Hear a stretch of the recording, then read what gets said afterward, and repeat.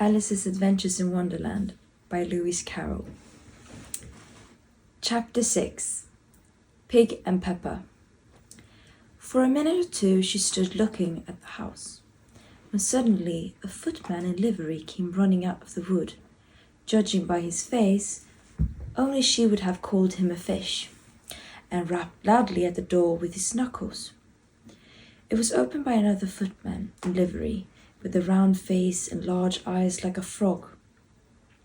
The fish footman began by producing from under his arm a great letter, and this he handed over to the other, saying in a solemn tone, "For the Duchess, an invitation from the Queen to play croquet." The frog footman repeated in the same solemn tone, "From the Queen, an invitation from the Duchess to play cricket." Then they both bowed low, and their curls got entangled together. When Alice next peeped out, the fish footman was gone, and the other was sitting on the ground near the door, staring stupidly up into the sky. Alice went timidly up to the door and knocked. "There's no sort of use in knocking," said the footman, "and that for two reasons. First, because I'm on the side of the door as you are. Secondly, because they're making such a noise inside, no one could possibly hear you." And certainly there was a most extraordinary noise going on within, a constant howling and sneezing, and every now and then a great crash, as if a dish or kettle had been broken to pieces. "How am I to get in?" asked Alice. "Are you to get in at all?" said the footman. "That's the first question, you know." Alice opened the door and went in. The door led right into a large kitchen, which was full of smoke from one end to the other. The Duchess was sitting on a three-legged stool in the middle, nursing a baby. The cook was leaning over the fire, stirring a large cauldron which seemed to be full of soup. "There's certainly too much pepper in that soup," Alice said to herself, as well as she could for sneezing. Even the Duchess sneezed occasionally, and as for the baby, it was sneezing and howling alternately without a moment's pause. The only two creatures in the kitchen that did not sneeze were the cook and a large cat, which was grinning from ear to ear. "Please, would you tell me," said Alice, a little timidly, "why your cat grins like that?" "It's a Cheshire cat," said the Duchess, "and that's why." "I didn't know that Cheshire cats always grinned. In fact, I didn't know that cats could grin," said Alice. "You don't know much," said the Duchess, "and that's a fact."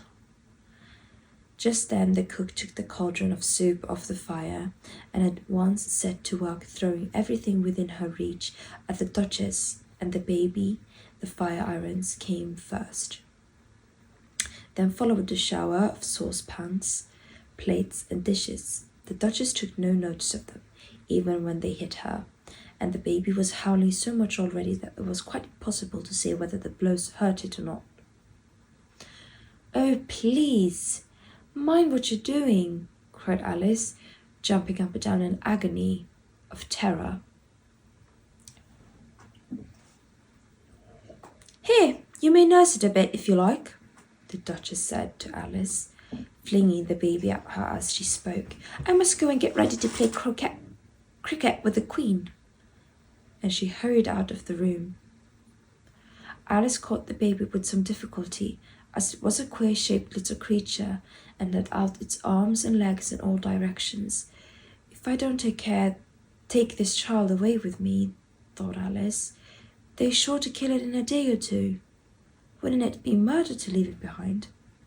She said the last words out loud, and the little thing grunted in reply. "If you're going to turn into a pig, my dear," said Alice, "I'll have nothing more to do with you. Mind now." Alice was just beginning to think to herself, "Now what am I to do with this creature when I get it home?" when it grunted again so violently that Alice looked down into its face in some alarm. This time there could be no mistake about it. It was neither more nor less than a pig.